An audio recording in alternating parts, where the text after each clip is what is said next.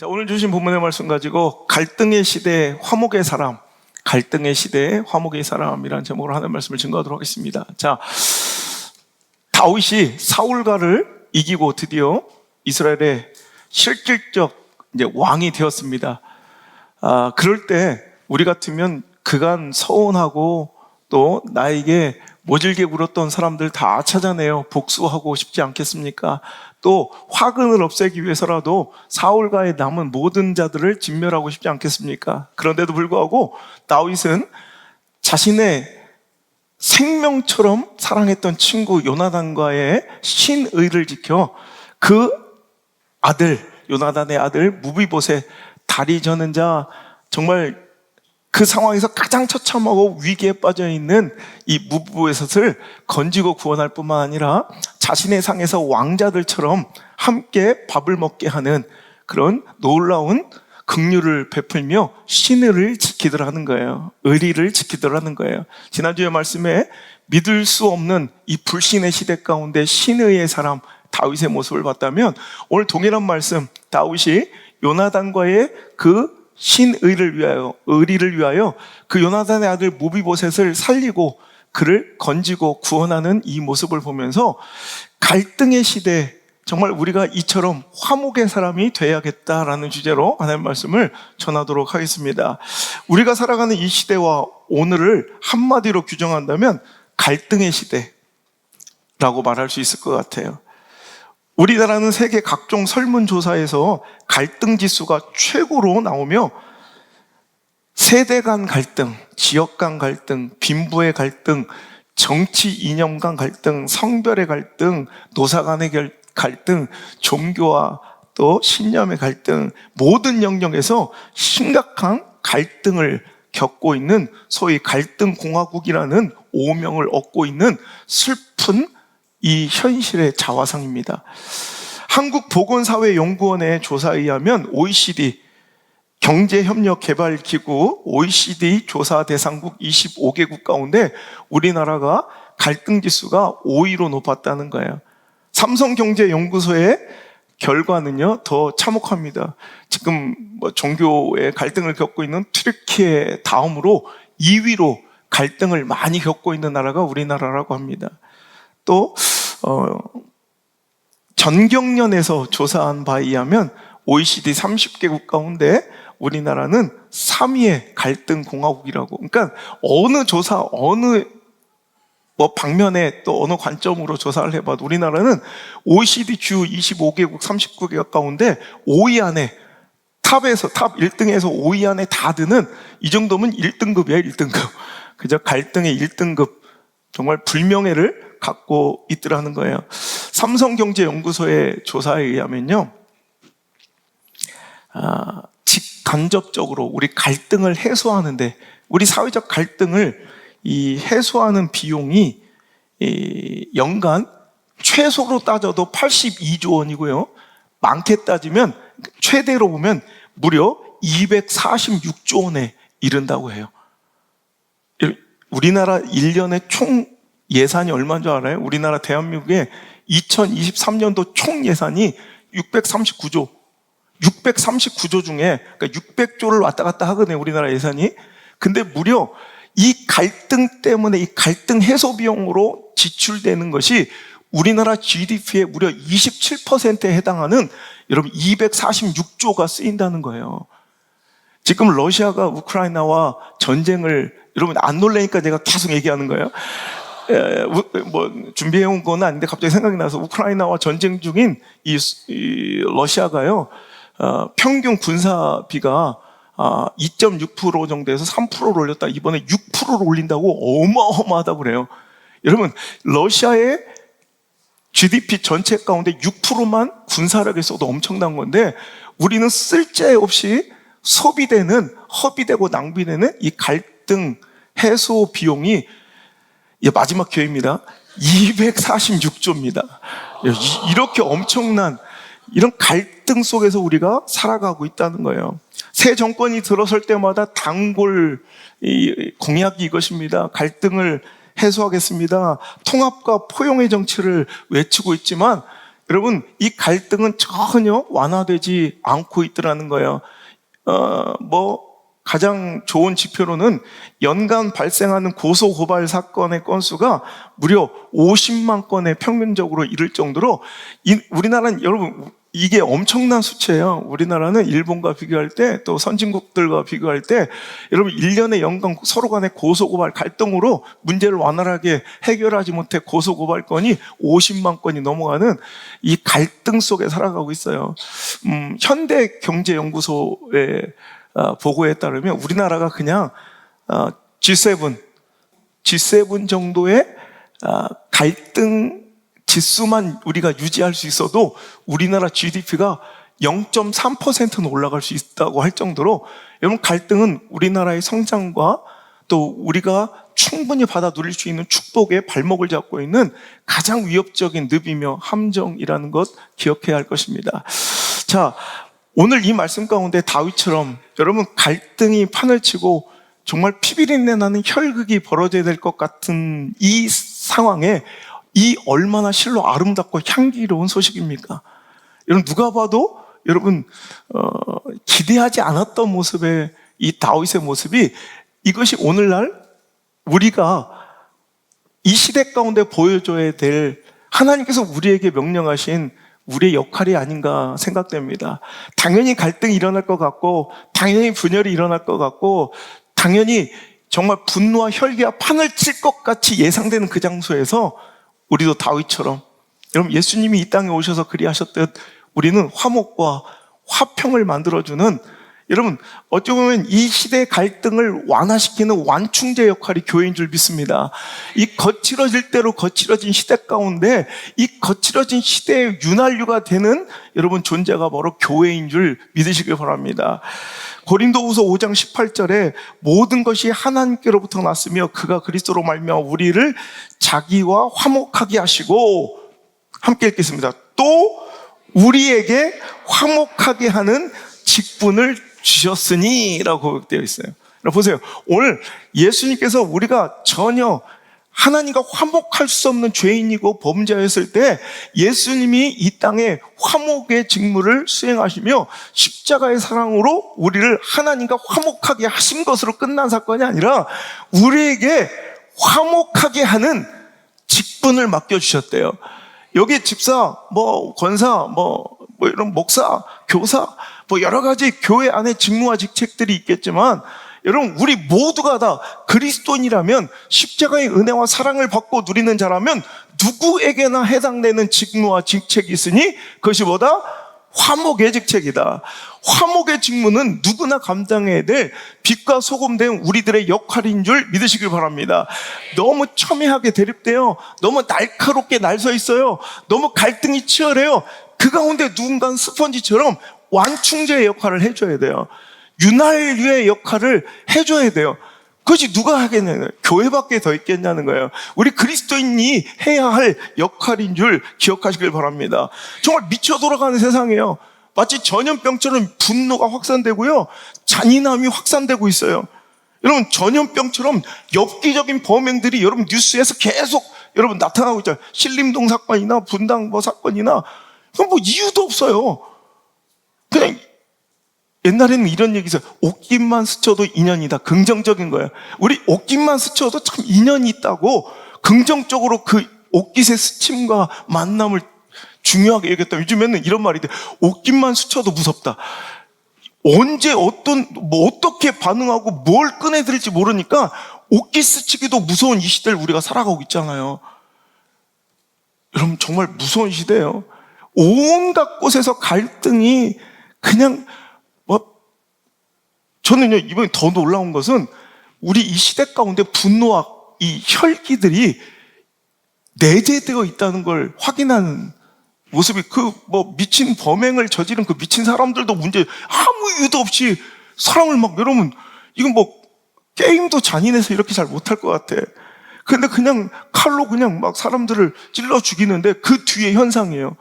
마치 무슨 챌린지처럼 여기저기서 나도 그렇게 하겠다고, 나도 어디서 그렇게 칼부림하겠다고, 니들 다 기다리라고, 여러분, 이렇게 협박극을, 여러분, 이런 분노에 가득 찬 이런 범행 예고글을 올린 사람들이 얼마나 많은지 입건되어 구속된 사람만 100명이 넘는데요. 여러분, 이런 거를 보면 막 개탄스럽고 한탄스럽고, 야, 이 시대를 우리가 살아가고 있다니 막 두렵고, 어떻게 하면 이 시대를 이렇게 잔인한 시대 가운데, 분노의 시대 가운데 우리 자녀들을 잘 길러내고 우리가 어떤 역할을 감당할 수 있을까? 이게 당연한 반응인데, 너도 나도 무슨 마치 스위치 버튼 눌러지고 본물이 터진 것처럼 분노와 갈등들이 막 쏟아내려서 우리 울산에도 한 명 잡혀갔대. 그리고 또 얼마 전에도 울산 동구에서 내가 신방가다 얘기했지. 아무것도 아니야. 그때 막 그런 사건들, 막 칼부림 사건들이 이어질 때 우리 울산 동구에서도요, 어떤 사람이 자전거 타고 우리가 가는데, 그냥 자전거 타고 가는데 자전거 불빛이 마음에 안 든다고 집에서 낫을 들고 그럴 때는 얼마나 또 힘이 있어. 자전거 타고 도망치는데 그 자전거를 쫓아왔대. 그래가지고 나 들고 죽여버린다고 막 나 휘두르는 사람이 잡혀가고 그랬잖아. 여러분, 이건 미쳐 돌아가는 세상이야. 누군가는 이것을 끊어야 돼요.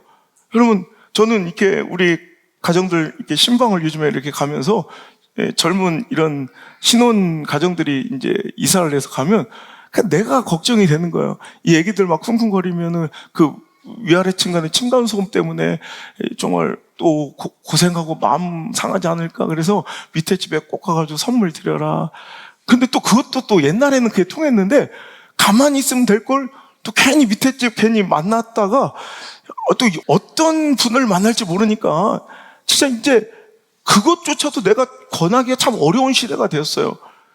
층간소음 같은 경우 정말 너무 심각한 이 시대의 사회적 이슈인데요.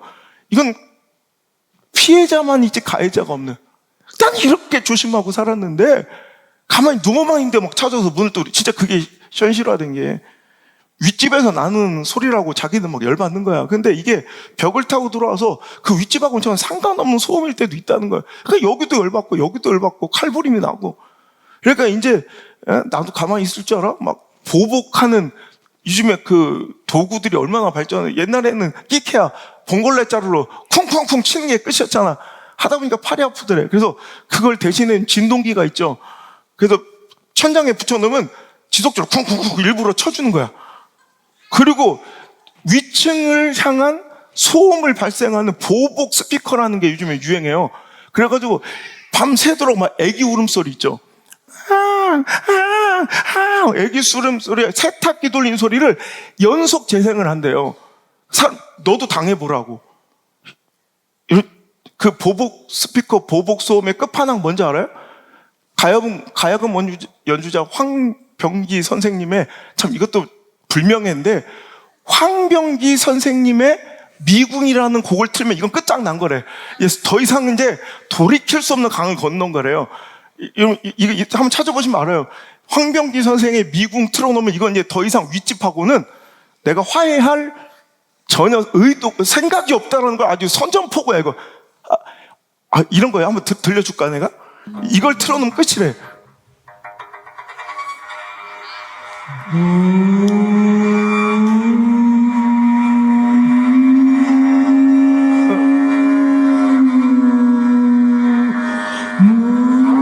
그래서 이게 잔인하죠.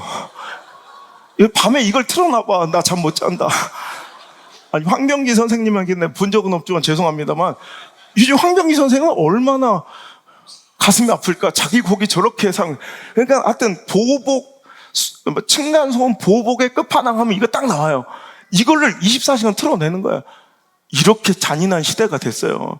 이제 누군가는, 여러분, 그 윤활제와 완충제의 역할을 하면서 거칠어질 대로, 날설 대로, 잔인해질 대로 잔인해진 이 시대에 이 갈등을 좀 완화시키고 해소하는 역할을 감당해야 되는데, 여러분, 이 갈등의 완충제, 양보밖에 더 있겠어요?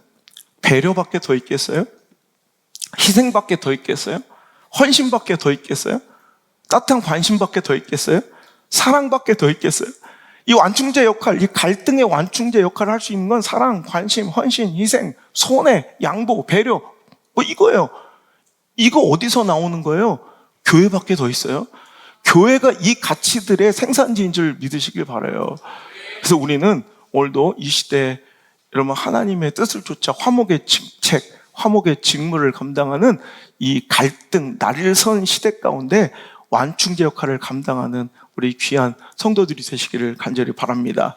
두 번째로 우리가 화목하고 화평해야 된 이유는 하나님의 뜻을 이루기 위해서 우리는 반드시 화평해야 합니다.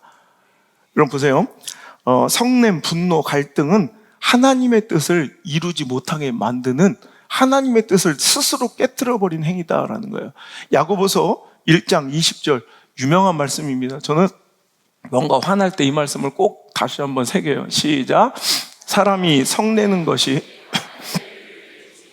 다시 한 번만 시작.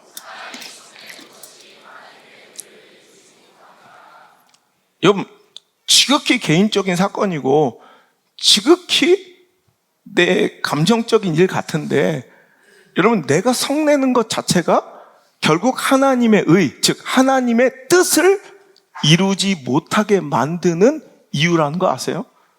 여러분, 이유와 상관없어요. 뭐 때문에 그랬는지, 상대의 몰상식, 비인격, 몰라요. 하여튼 성내는 것 자체가 하나님의 뜻을 이루지 못하는 거. 어디서? 여러분 인생에서, 여러분 가정에서, 우리 교회에서 억울해도 할 수 없어요. 성낸 것 자체가 바로 지는 거라는 거예요. 여러분, 분노는요, 이 갈등은요, 혈기는요, 이 싸움과 다툼은요, 반드시 하나님과의 관계, 즉 영적 작업을 실패하게 만들어요. 제가 집회 가서 자주 하는 이 설교 중에 하나가, 이번에도 이제 미국의 연합성에 가서도 그랬어요. 교회는 생명입니다. 생명의 유기체. 하나님께서 만드신, 친히 만드신 생명의 유기체예요. 그런 조직이에요. 그죠? 그래서 여러분, 우리 요즘 보면 우리 윤수가 너무 커가지고 처음에 아기처럼 왔는데, 윤수가 이제 어느 순간부터 청년처럼 변해가고 있어. 뭘 막 노력해요? 막 오늘 커야지. 막 나는 나이 들어 보여야지. 막 노력하지 않아도 생명은 성장으로 가요. 교회도 생명이라니까. 교회는 가만히 두면 반드시 성장하게 돼 있어요. 근데 왜 성장 안 하는지 알아요? 싸움질해서 그래요. 분열해서 그래요. 갈등해서 그래요.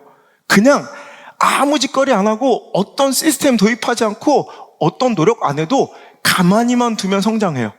근데 그 가운데 반드시 갈등이 있고요. 반드시 분노가 있어. 그 성장과 축복을 스스로 깨트려 버리게 된다는 거예요. 여러분, 하나님은 우리를 만드신 분이에요. 제조자예요. 만드신 분이 그 제품을 제일 잘 알아요. 그 사용법을 가장 잘 아는 건 그걸 만드신 분일 거예요. 제가 이제 노력해보는 거예요. 전 종이로 써있는 활자로만 저는 이제 정보 습득이 되는 사람인데, 이제 시대에 발맞춰서 이제 탭으로 이제 설교를 해보려고 하는데 잘 안 돼요. 근데 기능도 잘 모르겠어요. 근데 이 탭을 아마 제일 잘하는 사람은 이걸 만들어내신 분일 거예요. 여러분, 하나님은 우리를 만드셨어요. 우리를 제조하시고 창조하신 분이 우리를 너무너무 잘 아시는데, 그분께서 우리에게 뭐라고 말씀하시냐면, 마태복음 5장 23절 24절에 그러므로 예물을 제단에 드리려다가 거기서 내 형제에게 원망을 들을 만한 일이 있는 것이 생각나거든 예물을 제단 앞에 두고 먼저 가서 뭐 하고 그래요? 형제와 화목하고 그 후에 와서 예배를 드리래요. 왜? 오늘 우리 안에 분노가 그대로 내재된 채로, 내 안에 갈등이 있는 채로, 내 안에 성냄이 있는 채로, 여러분 예배 드리고 영적 작업을 해도 그 영적 작업은 무조건 실패해요. 여러분, 아무리 좋은 설교를 쏟아내고요, 아무리 전심을 다해 설교해도 여러분 그 안에 분노 있는 사람은 절대 은혜 못 받아요. 절대 이 안에 은혜의 주인공이 되지 못해요. 그 안에 여러분 갈등과 분열과 혈기와 이 마귀에게 틈을 준 자들은 절대로 은혜가 안 돼요. 그러니까 에베소서 4장 26절 27절에도 분을 내어도 죄를 짓지 말고 해가 지도록 분을 품지 말아야 된다는 거예요. 그건 다 네 손해라는 거예요. 그러니까 성 안 낼 수는 없잖아요. 화가 확 나올 때가 있잖아요. 그런데 그 분을 오래도록 지속시켜도 안 되고 그 분노로 인해 행동의 결정, 죄를 지어서도 안 된다는 거예요. 그럼 무조건 우리는 하나님의 의를 깨트려 버린 거예요. 그러면서 결론을 뭐래요? 마귀에게 틈을 주지 마라. 오늘 나의 성은, 나의 분노는 저 상대방의 몰상식과 비인격에 합당한 반응이라고 나는 정당화시킬 수 있겠지만 그것이 다 마귀의 틈이다라는 거예요. 여러분, 저수지에 틈 하나, 여러분 그 댐에 웅덩이에 틈 하나 있으면 아무것도 아닌 것 같지 않으니까 반드시 터져요. 여러분, 그 틈을 벌려주는 것, 오늘도 마귀가 활동할 수 있도록 그 공간을 내어주는 것이 나의 분노, 나의 성냄, 나의 혈기, 나의 이 비판적, 비관적 사고, 이런 것들을 자꾸 내 마음에 쌓아두면요, 이건 마귀의 활동 영역을 열어준 거고 절대 그곳에는 하나님의 역사가 이루어지지 못해요. 그러니까 여러분, 교회가 성장하려면, 내 믿음이 성장하려면, 여러분, 내가 은혜 가운데 잘 자라고 내 자녀 후손들에게 멋진 신앙의 대를 이어주고 신앙의 명문가를 세워주려면 마귀에게 틈을 주거나 마귀가 우리 가정에서 역사하도록, 우리 교회에서 일하도록 내버려둬서는 안 된다는 거예요. 그러니까 여러분, 제가 막 설교를 준비할 때 너무너무 막 진짜 진심으로 준비해요. 막 정말 너무너무 두려운 마음으로 준비하고요. 벌벌벌 떨면서 준비 아무리 잘 해와도 여러분 오시다가 여러분 이러면 스스로 다 뭐 부부싸움 할 때 있잖아요. 올 때 그냥 얌전하게 잘 와야 되는데 뭐 안 그러시겠지만 뭐 1년에 한 번 정도는 부부싸움 하잖아요. 막 빨리 오라고, 막 지금 늦었다고, 막 그럼 목사님한테 욕 먹으려고 그러냐고, 앞자리 뺏기겠다고 막 서로 그러면서 막 그럼 알았다고 다 됐다고 막 좀만 기다려. 5분 한 게 벌써 4번째라고.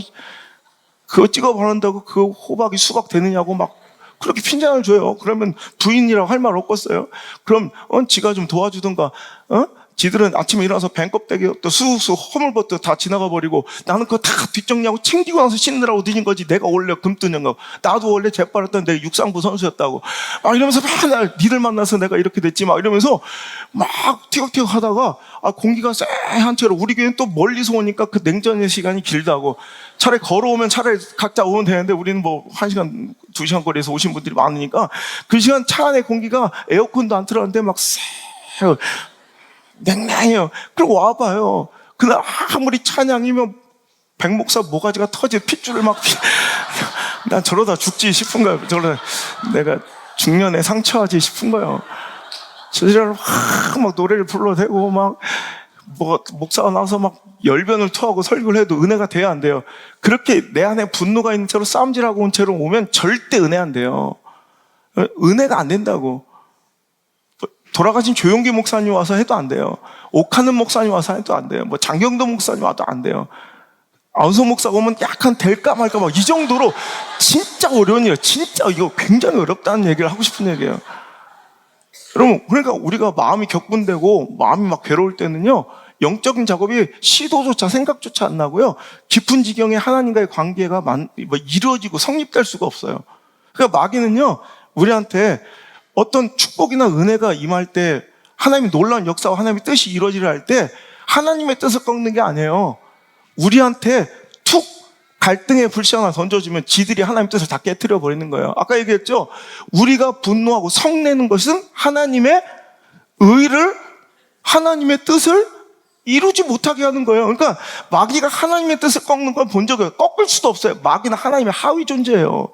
그러니까 그가 할 수 있는 건 우리에게 갈등의 씨앗을 던져주는 거예요. 분열의 씨앗을 던져줘요. 그러면 그 가운데 가장 약한 쪽으로 들어가요. 그러니까 그 안에 그 내재된 부정적인 사고, 비관적인 마음, 삐뚤어진 마음, 뭔가 권위와 질서를 복종하지 않는 마음, 또 약간 막 선동과 이런 선전에 막 휘둘리는 사람들은 자기 욕심 많은 사람들, 이런 사람들한테 그 씨가 딱 뿌려져요. 이게 그들에겐 좋은 밭이야.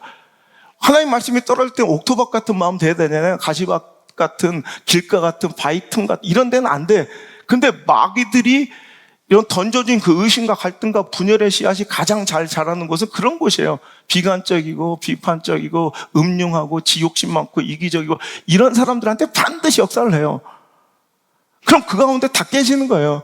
그러니까 하나님께서 뭐라고 하시냐, 야, 영적인 작업, 내가 너를 만들었잖아. 그거 암만 첫날 만날 와서 여기서 엎드려도 안 돼. 먼저 화목하고 와. 화평한 마음 가져와. 불평을 제하고 와. 그거 하려고 얼마나 회복해야 되는 게 이 자리인지도 몰라요. 절대로 여러분 사람의 감정의 자리가 되어서는 안 돼요.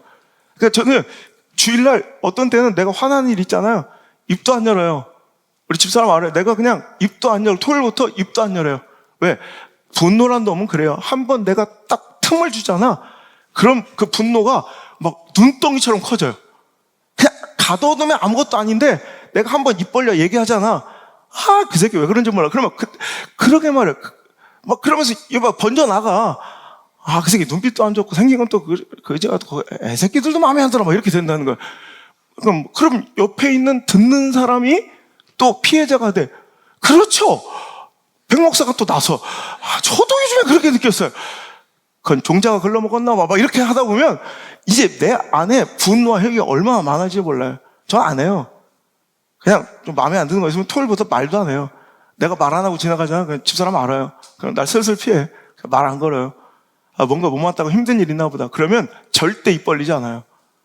왜? 오늘 여기서 이 설교가 그런 것들이 어떻게 되면 모르겠지만 오늘 이 말씀에 살고 죽을 사람들이 여기 있는데 내가 영적인 작업, 제가요 집회 나가서 회를 잘 안 먹어요. 여러분 회 좋아하잖아요 제가. 그런데 왜 그러냐면 저는 매일같이 대접받는 식사 대접고 매일같이 하는 집회예요. 360일 거의 매일 집회하잖아. 나는 그냥 오늘도 또 한 번의 집회야.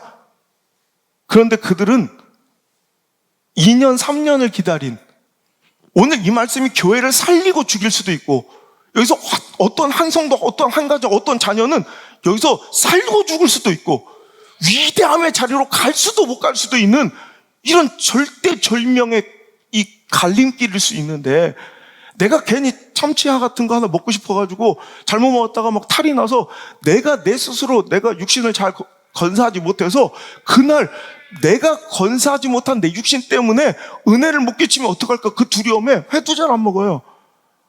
여러분 그럴진데 내 마음은 어떻겠어요? 여러분 내 안에 분노가 차들어오고 내 안에 부정적인 생각, 이 혈기가 있으면 절대 하나님의 말씀은 은혜로 다가가지 못해요. 여러분 가슴팍까지 절대 전달되지 못하고 배달 사고 나는 거예요. 하나님 주신 말씀은 진짜였는데 가다가 썩어버려. 가다가 오염돼 버려. 그럼 무조건 실패해요. 여러분 입구가 오염됐는데 뭐가 잘 되겠어요? 입구 필터가 오염됐는데 뭐가 잘 되겠어요? 그러니까 이 오염되지 않는 필터가 되려고 몸부림을 치는 거예요. 여러분 어떻습니까? 교회 나올 때, 예배 나올 때 어떤 정신과 자세로 나오십니까? 오늘 충분히 그 하나님의 말씀의 은혜와 여러분 하나님의 말씀의 능력을 받기에 합당한 여러분 그 마음밭으로 이 자리에 나오셨는가요? 여러분 그 말씀, 그 예배가 오늘 나에게 줄 그 유익이 내 삶과 내 자녀들 가운데 내 생업에 터져같이 확 스펀지처럼 빨아들일 수 있도록 여러분 마음의 준비를 완벽하게 하고 오셨는가요? 오늘 여러분 이제라도 좋습니다. 성령 하나님 그 불로 내 안에 있는 더러운 마음, 분노의 마음, 혈기의 마음, 비관적인 마음, 그 삐딱한 마음, 욕심, 이기주의 싹 태워 주옵소서.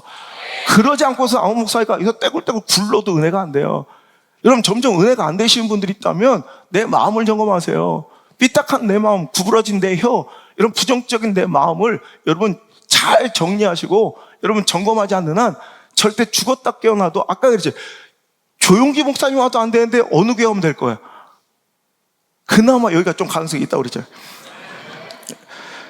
여러분 보세요. 하나님의 뜻을 이루기 위해서라도 그 큰 뜻을 이루기 위해서라도 그 작은 거, 그 허접한 거 이런 거와 싸울 필요가 없다는 거죠. 여러분 과하지옥이라고 들어보셨을까요? 가랭이를 기어가는 치욕을 견디다 뭐 이런 뜻이죠. 여러분 한신이라는 사람이 아무도 인정해주지 않고 알아봐주지 않는 고향의 시장 잡배처럼 살아갈 때 그에게는 가슴을 뛰게 하는 꿈이 있었습니다.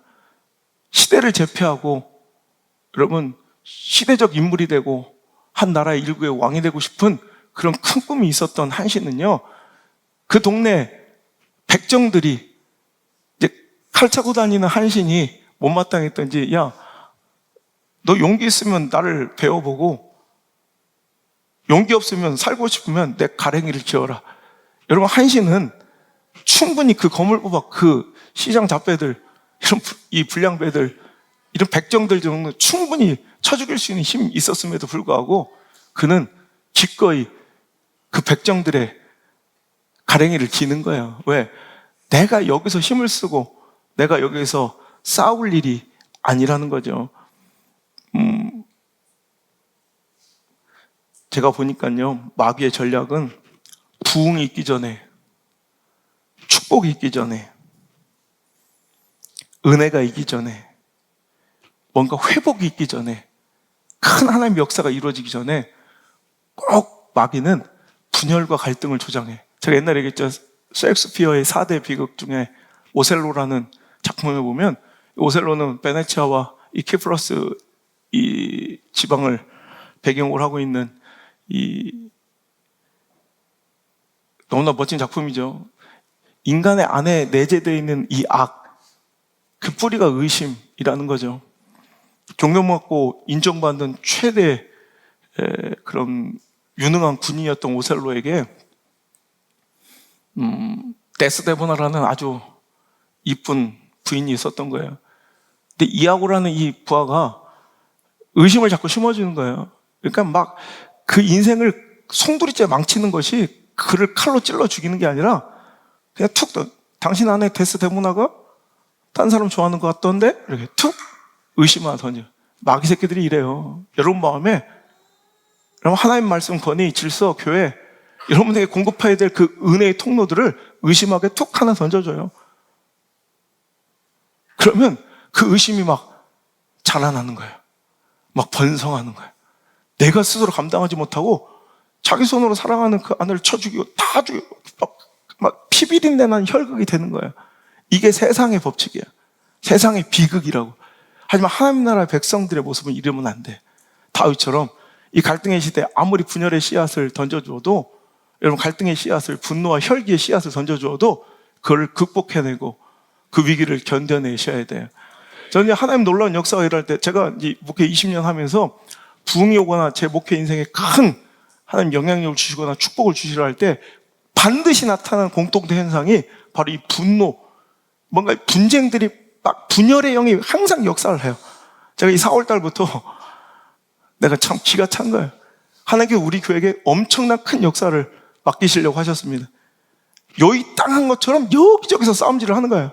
그러니까 팀 안에서 싸움이 나고, 선교에서 싸움을 하고, 사역자들끼리도 싸우고, 학교에서도 싸움질을 하고, 내 교사들 불러서 내가 한 번만 더 감정 드러내면 나 이제 학교 다 박살낸다 그랬어요. 사역자들끼리 내 옆에 주변에서 다 쌩 난리를 쳐. 그럼 끝난 거예요. 아, 이번엔 못 받겠구나. 그래서 끝난 거예요. 여러분, 앞으로 하나님께 주실 축복들, 저는 그렇게 생각해요. 충분히 받아들여. 전 이대로도 족합니다. 근데 여러분들은 내가 아쉬운 거야. 여러분이 상상하지도 못할 놀라운 축복과 은혜들이 기다리고 있을진데, 그거 누가 깨뜨리는지 알아요? 시뻘건 마귀가 와서 뻐드렁이 들이키고 삼지창 갖고 깨뜨리는 게 아니라 당신이 깨뜨리는 거예요. 당신 그 감정질, 그 분노질, 그 혈기질, 그 싸움질이, 그 못난 모습이 하나님 우리에게 주신 놀라운 축복들을, 은혜들을, 부흥들을 닦게요. 이거는 어찌 보면 피해자이면서 가해자인 것이 안타까워. 자기들은 지극히 개인적인 일이라고 생각하는데 나는 보면 알아요. 요이 땅한 것처럼 그때부터 빡 몰아쳐요, 분열이. 거기서 놀아나면 끝나는 거예요, 교회가. 거기서 휘둘리면 끝나는 거예요. 그래서 저는 안 싸워요. 그냥 내부터요. 여러분, 그게 오히려 여러분 하나님의 뜻을 이루는 한 가닥 희망일 수도 있다는 거. 가만히 있는 거. 가만히. 내가 옳고 그름 시시비비가 아니라, 근데 꼭 그거 못 참고 꼭 지 승질 드러내고 지 감정 드러내야 사는 사람. 그래서 후련해졌죠. 그럼 그 다음에 하나님 주실 유익, 하나님 주신 은혜와 부흥을 뺏기는 손해도 감수하셔야 돼. 이게 제가 분노값이라고 그랬지, 화값이라고 그랬지. 화 못 참는 사람들 있죠. 그 감정 결국 드러내는 사람 있죠. 가만히 있으라도 꼭 나가서 뭔가 한 판 해야 되는 사람 있죠. 잘 하셨어요. 해도 돼. 근데 저는 그래. 남자답게, 성도답게 화값을 치러야 된다. 분노값을 치러야 된다. 하나님 주실 놀라운 축복들은 분명히 손상된 거예요. 이건 절대로 이거는 예외가 없어요. 그걸 감당해야 돼요. 그러니까 내 분노값이 올바르고 유익한 곳에 쓰일 수 있길 바라요. 허접한데 시정 잡배들이랑 백정들이랑 불량배들이랑 싸워서 뭐 할 거냐고. 그 정도 가치 있어요? 없잖아. 근데 왜 그 싸움질하고 앉았냐고. 이게 지혜예요. 어찌 보면 삶의 저응점이 가장 많은 설교일 수도 있어요. 그런 시정 잡배들과 싸우고 있는 한신들이요. 여러분, 한신은 나중에 여러분 그 초나라 일개 병사에서 이 한나라의 대장수가 돼가지고 여러분 지금 시대 역사 모든 전쟁 역사에 획을 그을 정도로 엄청난 그런 위력을 달성하고 그들은 이제 한나라의 왕위에 제위에 오를 때까지 그런 멋진 역사가 만약에 그때 칼 빼들고 난리쳤으면 이 한신의 위대한 그 뒤에 너머의 역사는 없어지는 거예요. 오늘도 마찬가지예요. 오늘 바지가랑이를 기는 게 억울한 게 그게 손해가 아니라 그럼 저는 억울한 게 없어서 변명할 게 없어서 해명할 게 없어서 가만히 있는 줄 알아요? 그러니까 입 벌리고 다니는 사람들이 문제인 거예요. 여러분 안 해요. 왜? 바지가랑이를 길 정도. 여러분 침묵하는 게 가만히 있는 게 오히려 축복의 은혜예요. 오늘도 그 은혜가 여러분의 있기를 간절히 바랍니다. 우리가 화목의 직책을 감당하며 갈등의 그 완충제 역할을 하기 위해서 우리가 화평해야 된다고 했고요. 또 하나 뭐라고요? 하나님의 뜻을 이루기 위해서 우리는 화목해야 된다. 그런데 우리가 화를 내지 않아야 하나님 뜻이 이루어지는 거 있지만 그냥 화평 자체가 하나님의 뜻이기도 해요. 그러니까 내가 화평함으로 어떤 하나님의 뜻을 이루어야 될 것도 있는 거 분명해요. 그런데 그냥 화평 자체가 화목 자체가 그냥 하나님의 뜻이니까 그거를 깨트리면 그냥 그 자체가 벌써 하나님 뜻이 이루어진 것이 아닌 거라는 거예요. 자, 에베소서 4장 3절의 말씀 한번 읽어볼까요? 시작. 평안에 매는 줄로 성령이 하나 되게 하신 것을 힘써 지키라 이래요. 로마서 12장 18절 시작. 할 수 있거든 너희로서 모든 사람과 더불어 화목하라 그래요. 이게 하나님 뜻이에요. 히브리서 12장 14절 시작. 모든 사람과 더불어 화평함과 거룩함을 따르라. 이것이 없이는 아무도 주를 보지 못하리라. 자, 보시죠. 하나님의 화평과 이 화목은요, 그냥 어떤 개인적인 일이나 공동체의 어떤 성향, 저 교회는 분위기 좋아, 이 정도가 아니라 하나님을 뵐 수 있느냐, 없느냐. 이게 하나님의 뜻이라는 거예요. 할 수 있거든 너희로서 모든 사람과 더불어 화평해야 되고, 모든 사람과 더불어 화평과 거룩함을 따르지 않으면 하나님을 볼 수 없다는 게, 그러니까 우리는 평안의 매는 줄로 성령이 시키신 일은 뭐예요? 성령은 하나 되게 하심을 우리는 어떻게 해야 된다?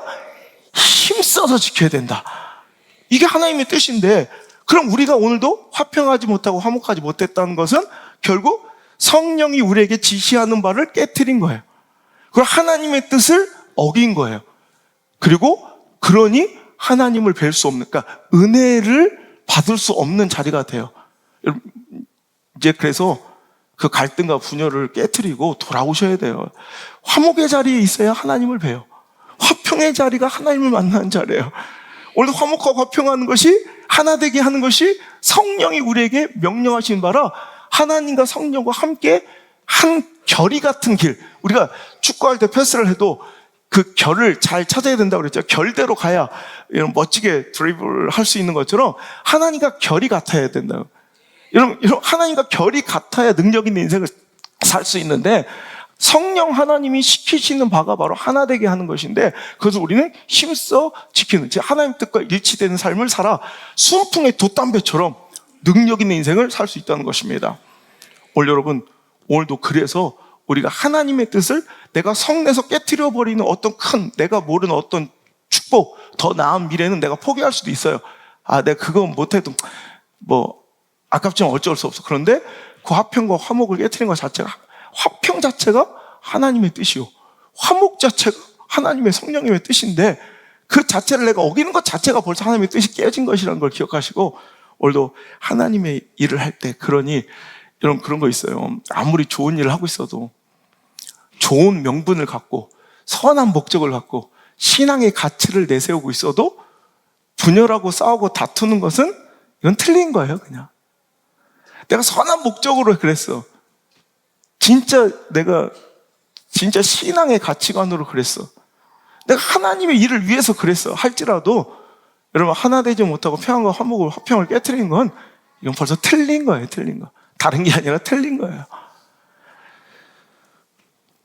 꼭 좋은 일 하다가 싸워요. 사도행전 보면요, 사도행전 6장 뭐 하다가 싸워요? 구제하다가 싸워요, 구제하다가. 그죠? 이건 틀린 거예요, 이미. 또 사도행전 15장 보면 선교하다 싸워요. 이번 선교여행에 마가를 데려가냐 마냐로 이 사도 바울 막 찰떡캠이었던, 진짜 찰떡, 궁합이란 말은 너무 속된가? 찰떡 같은 케미를 자랑했던 사도 바울과 누가 싸워요? 바나바가 그냥 보통 싸운 게 아니라 뭐냐, 심히 다투었대요. 막 아사발이 된 아사발이. 완전히 막 난장판 된 거예요, 선교 현장이. 보세요, 목적은 구제, 사랑이에요. 목적은 선한 가치, 선교예요. 근데 그것 갖고 다투고 심하게 갈등하는 것 자체가 벌써 끝난 거야. 이게 벌써 틀린 거라고. 오늘도 여러분 좋은 대의명분 가지고 선한 목적 갖고 내가 좋은 일 한다고 만족하지 말고 과정도 아름다운 우리 교회가 됐으면 좋겠어요. 덜 붕해두세요. 더 빨리 안 가두세요. 여러분 그냥 바르게, 아름답게, 향기롭게 그렇게만 갈 수 있으면 그게 더 옳은 길이라는 거 기억하시길 바랍니다. 제가 이제 목회 20년을 마치고 이제 20년 후반기를 들어가잖아요. 요즘 계속 그 기도해요. 20년을 점검하고 정리하면서 또 새로운 20년을 또 준비해야 되는 시간이잖아요. 이 책을 쓰면서도. 제가 이렇게 기도, 하나님, 제 기도가 그래요. 앞으로 이제 20년은 거칠어지지 않게 하옵소서.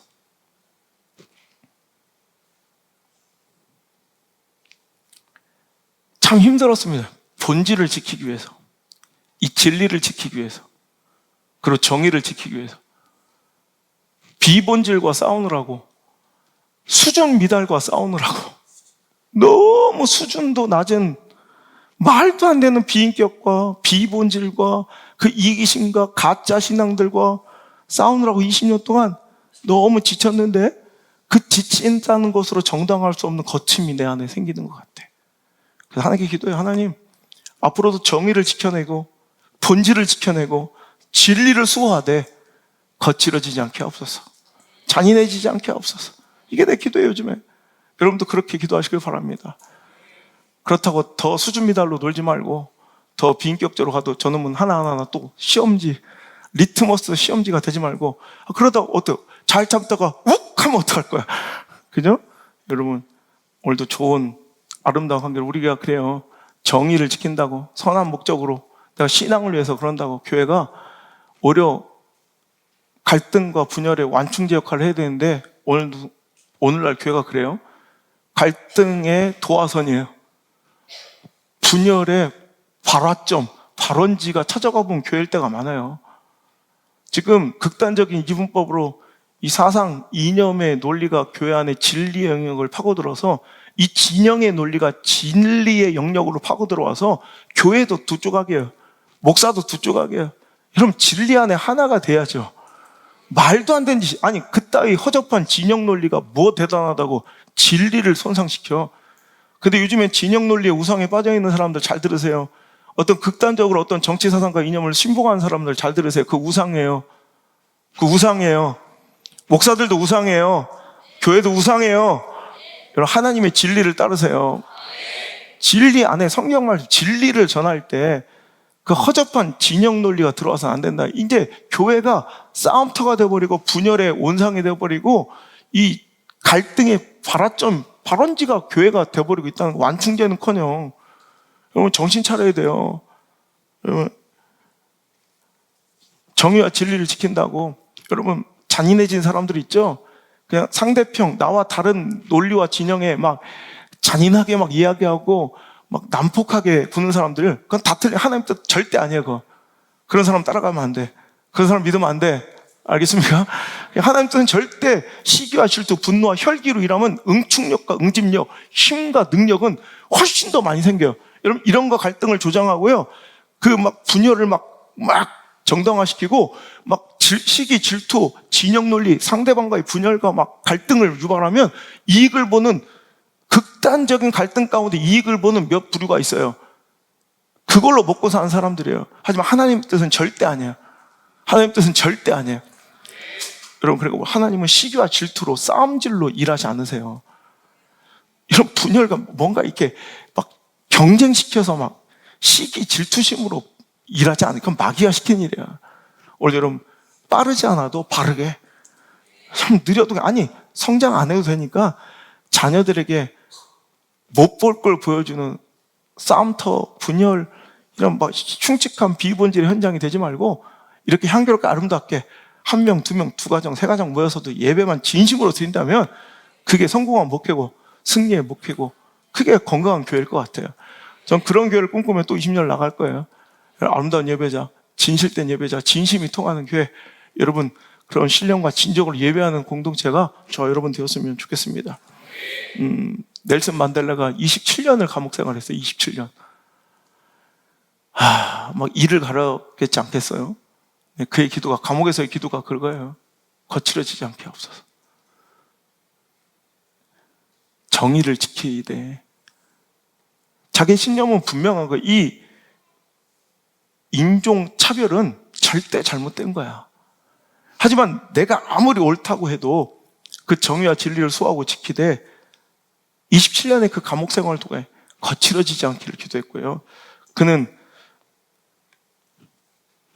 1990년 72세 수감 생활을 마치고 지금 말이 여러분 전생에 거의 반 가까이를 감옥에서 있다 나온 거예요.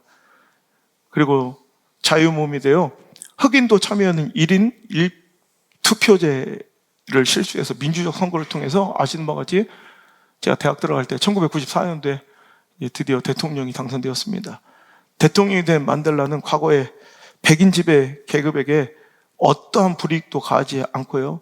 오히려 본인을 감옥에 보내고 동료와 가족들을 핍박하고 괴롭혔던 바로 그 사람들과 함께 일했다는 거예요. 그러니까 이렇게 얘기합니다.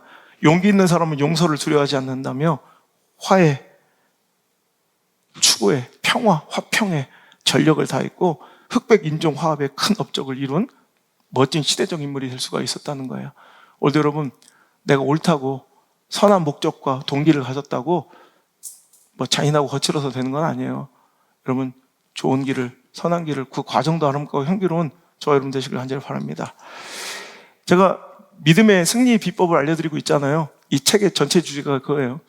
내가 아직 책 제목은 공개하지 않는데 믿음의 승리 비결, 믿는 사람의 신앙적 승리 비결이에요. 오늘 여러분 제가 절대 지지 않는 법을 알려드릴게요. 오늘 이건 정말 핵심 중에 핵심이야. 자, 절대로 여러분 지지 않는 법을 알려줄 테니까 잘 들어요. 이건 무조건 절대로 지지 않는 방법은 싸우지 않는 거예요. 그럼 패하진 않아요. 그래서 이기진 못할지언정 지지는 않아요. 그럼 지지 않는 인생 살길 바랍니다. 또 하나 알려줄까? 부부싸움 안 하는 비결? 결혼하지 않는 거예요. 그거밖에 없대. 기생충에서 그런 대사가 나와요. 아들아, 계획은 다 빗나간다. 계획이 빗나가지 않는 유일한 방법은 아예 계획을 세우지 않는 것이다. 내가 건축 5번 하면서 계획대로 된 게 한 번도 없어. 우리의 계획은 무조건 다 틀립니다. 그러니까 계획을 안 세우면 계획이 빗나갈 일도 없는 것처럼 여러분 우리 인생에 싸우는 게 지는 게 질렸다면 싸우지 마세요. 안 싸우면 최소한 지지는 않아요. 패하지는 않을 수 있다는 거예요. 사랑하는 성도 여러분,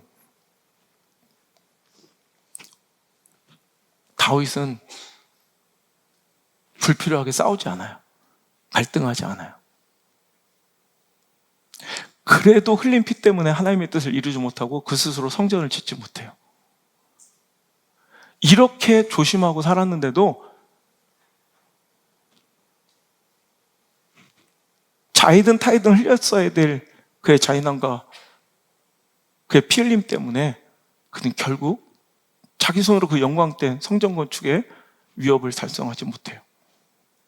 난 이렇게 될까 봐 두려워요. 다른 거는 하나도 겁나는 게 없는데 하나님이 영광된 일을 할 때 피 흘림 때문에 하나님 일을 우리 교회에서 거두시면 어떡하나. 근데 그런 일들이 벌어질 때 그것을 보는 아비의 심정은 정말 가슴이 아파요. 정말 축복이 넘쳐나야 될 곳인데, 예를 들어서 우리 안드레 성주가 예배하고 있지만 유학을 보내왔더니 거기서 막 공부를 하고 의투합해서 서로 돕고 협력하며 막 좋은 것들을 누려야 되는데 형제끼리 막 싸우고 갈등하고 있다. 아무것도 누리지 못하고 살고 있다고 생각해봐요. 그걸 본 아비의 마음은 얼마나 아프겠어. 내가 어떤 때는 내가 아버지 어머니도 와 계시지만 제가 정말 전 우리 교계에서 효자라고 소문났는데 전 지금도 씻을 수 없는 내 마음에 계속 걸리는 한 사건이 있어요. 내가 이제 개척하고 너무 이제 자격지심이야. 내가 그냥 컴플렉스야. 내 스스로가 자격지심이에요. 어디서 막 꿀린 적도 막 진 적도 없는 내가 개척하는 바람에 모든 것을 다 내려놓고 그래서 막 밥을 굶으면서 목회할 때 명절에 어머니 아버지 이렇게 만나면 우리 가족들 만나면 괜히 내가 자격지심에 아무것도 아닌 말에 막 내가 누나나 여동생하고 막 충돌하는 거야. 아무것도 아닌데 지금은 내가 다 포용해 줄 수 있어. 근데 이게 사람이 궁색하면요. 그러니까 화내고 찌질한 사람도 이해해 줘야 돼. 내가 20년 전 아우성을 보면서 아유 저 찌질하니까 저렇구나. 모품을 줄게. 여러분 잘 돼봐요. 모품을 줄게 뭐가 있나. 그냥 귀여워. 분노하는 인간들은 왜 그러고 다니는지 알아요? 가진 게 없어서 그래요. 내세울 게 없어서 그래요. 자격지심에 그래요. 제가 그랬어요. 그래서 엄마 아빠 앞에서 우리 누나하고 여동생하고 막 엄청 크게 싸운 적이 있어요. 명절 때. 우리 집사람 막 울고 막 애기들 많이 깐나쟁이 때죠. 근데 그때 아버지가 우리 안봉규 목사님이 그런 얘기 하시대. 옛날에 자기 동네 한 집이 있었는 명절 때 가족들이 모였는데 뭐 재산 문제로 막 투닥거리다가 형제들끼리 막 싸웠대. 근데 그 아버지가 건너방으로 가시더니 안 나오시더라. 가보니까 조용히 농약을 먹고 돌아가셨다는 그 얘기를 나한테 저분의 예화를 써도 되게 아주 극단적이야. 막 최극단으로 그냥 그 얘기를 들으면서 운전에 내려오는데 눈물이 크게 나. 지금도 제가 가장 큰 불효하면 지금 처음 말씀인데 그때 그 사건을 잊을 수 없어. 내가 항상 죄인된 마음으로 살아요. 자녀들이 싸우는 모습을 보는 아이비의 마음은 저렇게 가슴이 찢어지겠구나. 말씀을 맺습니다. 여러분 손자병법 아시죠? 춘추시대 오나라 왕 협려를 섬겼던 손무가 쓴 고대 중국의 병법서가 손자병법이잖아요. 지금 뭐 싸움에 나가는 전쟁 전략서가 아니라 인생을 지혜롭게 살아가기 원하는 뭐 현대인들의 그런 지혜지침서로도 많이 읽히는 손자병법. 여러분 그 손자병법의 그 마지막 게 36개가 아시는 것처럼 주위상이에요. 주위상. 달리주자. 그냥 도망가는 게 상책이다.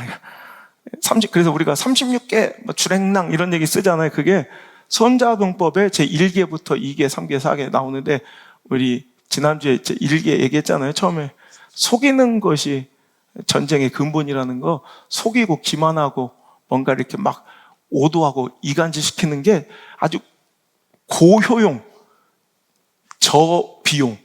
그러니까 이간질시켜서 저비용으로 고효율을 얻을 수 있는 건 이 간계예요. 계략. 간사하게 막 이렇게 속이고.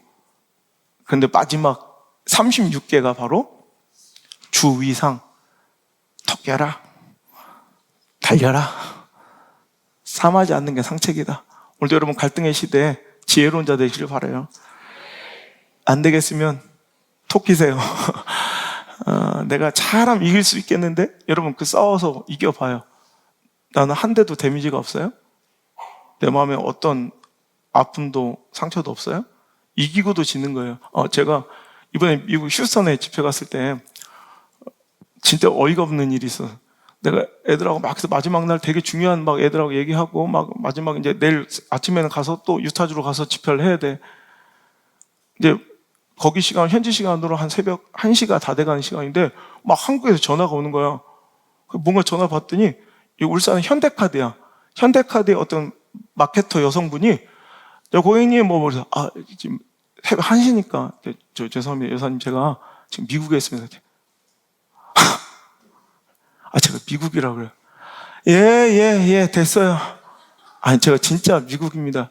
지금 새벽 1시 그때 아이고 됐어요. 그리고 끊어버리는 거야. 그 옆에 스피커폰으로 들었던 안드레가 저 가만두면 안 된다고 전화하시라고. 지금 나도 열이 받더라. 아니 서비스업을 하는 사람의 뭐 갑질 어쩌다 해도 그것들도 인격이 안 될 때가 더 많아. 저는 진짜 인격적으로 대해주거든요. 그러면 오래 내가 미국이라는데 하다 별 핑계를 다 댄다 이런. 예 잘 사세요 뭐 이래. 아빠 전화하래. 저런 것들 그냥 두면 안 된다고. 내가 그들한테 그래서 내가 저런 거랑 싸워봐서 뭐 하겠냐. 저건 수준이 저런 인간인데 내가 쟤랑 싸워서 전화해서 뭐 싸우면 내 분노만 남고 열만 받고 그 다음에 집에 가서 또 감정 틀어지면 내가 뭐 하겠냐. 그리고 아빠 2주의 설교가 이런 설교를 한다. 그거 하면 또 못하잖아 또. 이거 나한테 막 진짜 어이가 없다는데 그래요. 근데 일부러 밝히는 거예요. 현대카드. 제 여사님 제가 진짜 미국인의 휴스턴인데 지금 새벽 말도 안 들어 끝까지. 됐다고요. 알았다고요. 예 미국서 잘 사서 이래. 내 마음에는 가서 머리끄댕이를 잡고 싶은 마음이지만 그래서 뭐 하겠냐고 싸워서. 그럼 내가 가서 페널티는 줄 수 있겠죠. 그렇다고 저는 좋아요? 내 마음도 별로 불편하지. 안 싸우는 게 지지 않는 최상의 방법입니다. 맨날 싸우고면서 이겼다 하고 다니는데 마음에는 마음의 상처 데미지가 겁나 많아. 그래서 막 상처투성이 인생들 되게 많이 봐요. 불쌍해. 이겨서 뭐 할 건데 안 싸우면 되지. 그 멋진 인생, 지혜로운 인생 여러분 되시길 바랍니다. 억울해도 기도하고요. 주를 위해 참을 수 있는 것도 은혜입니다. 화목의 직무자들이요, 화목의 직책자들이요, 오늘도 함께 주님의 뜻을 쫓아 살아갑시다. 찬양합니다.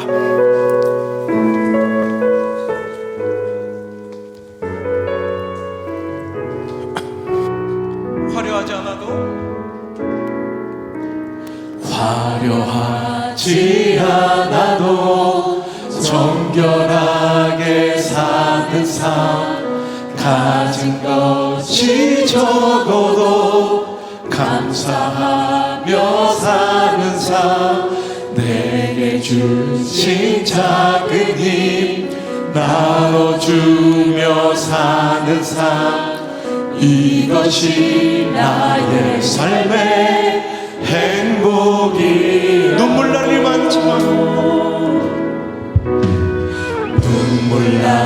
일 많지만 기도할 수 있는 것, 억울한 일 많으나 주를 위해 참는 것, 비록 짧은 작은 삶 주 뜻대로 사는 것, 이것이 나의 삶의 행복이라고. 이것이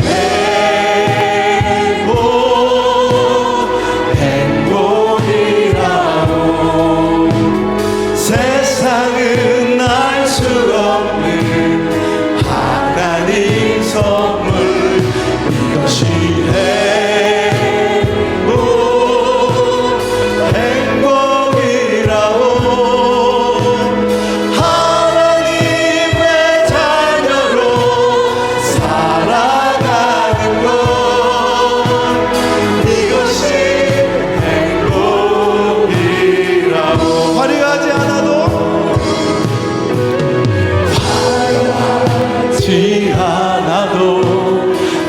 정결하게 사는 삶, 가진 것이 적어도 감사하며 사는 삶, 내게 주신 작은 힘 나눠주며 사는 삶, 이것이 나의 삶의 행복이. 눈물 날 일 많지만 일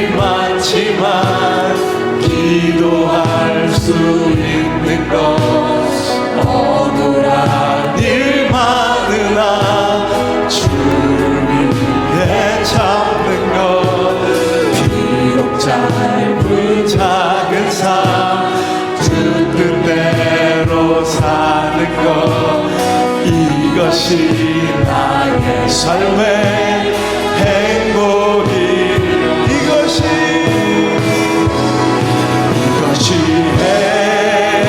행복이라고.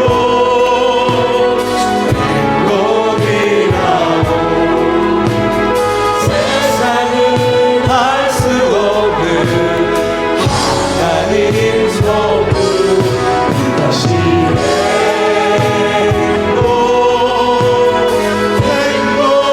행복이라고. 하나님의 자녀로 살아가는 것, 이것이 행복이, 이것이 행복, 이것이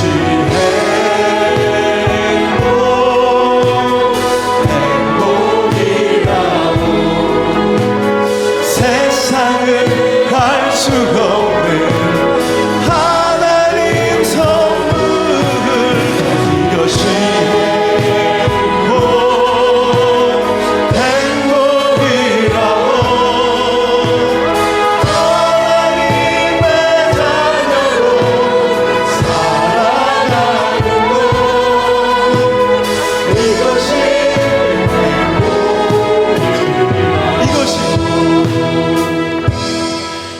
이것이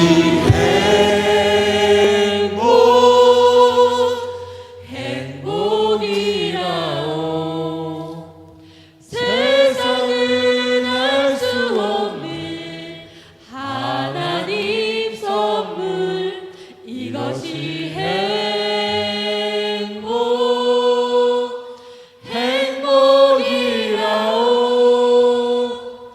하나님의 자녀로 살아가는 것, 이것이 행복이라오.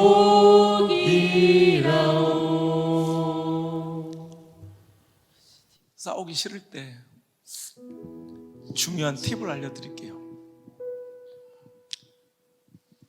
사울을 보지 말고 요나단 보면 돼요. 다윗이 사울의 집에 아직도 남은 사람이 있느냐? 내가 요나단으로 말미암아 그 사람에게 은총을 베풀리라. 다윗이 그에게 이르되 무서워하지 말라. 내가 반드시 내 아버지 요나단으로 말미암아 내게 은총을 베풀리라. 내가 내 할아버지 사울의 모든 밭을 다 내게 도로 주겠고 또 너는 항상 내 상에서 떡을 먹을지니라. 사울을 보면 억울하고 화나고 열받고 분노가 치밀어 오르지만 요나단으로 말미암아, 우리 시선과 관점의 문제예요. 사울 같은 면도 있지만 요나단 같은 면도 분명히 있어요. 여러분, 어떤 대상, 상황, 처지, 형편, 그 사람을 바라볼 때도 사울적인 면보다도 요나단 쪽을 보세요.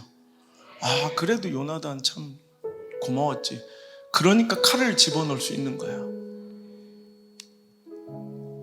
맨날 사울 보니까 억울하지, 맨날 사울 보니까 섭섭하지, 맨날 사울 보니까 서운하대지, 맨날 사울 보니까 분노하고 억울하대지. 억울한 일 많아도 기도할 수 있는 게 어딥니까?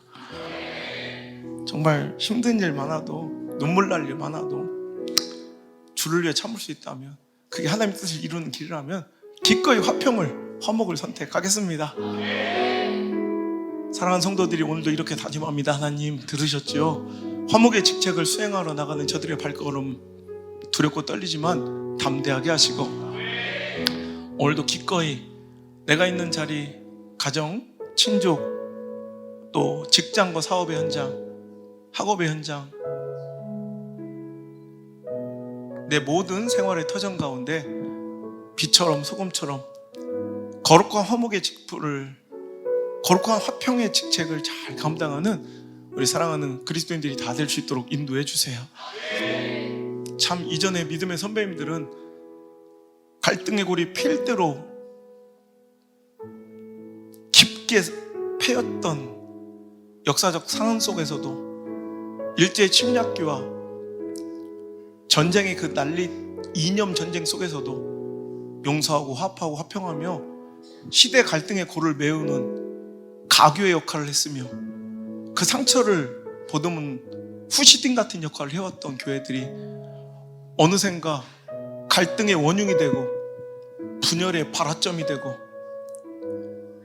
싸움과 혈기의 도화선이 되어 있지는 않습니까?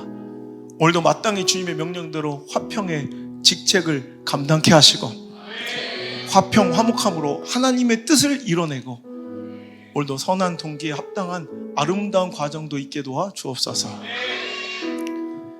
지지 않는 가장 완벽한 비결, 절대로 지지 않을 수 있는 비결 하나님 알려주시니 감사합니다. 싸우지 않는 것입니다. 맨날 싸워가면 상처 있고 이겼다고 좋아하는 어리석은 자 되지 않게 하시고 안 싸워서 지지 않는, 안 싸워서 상처 없는 아름답고 향기로운 인생이 우리 사랑하는 성도들 다 되게 도와주옵소서. 이제는 그 화목의 직무의 본을 십자가로 보여주신 예수님의 은혜와 우리가 아직 죄인 되었을 때, 하나님과 원수 되었을 때 우리를 용납하신 하나님 아버지의 사랑과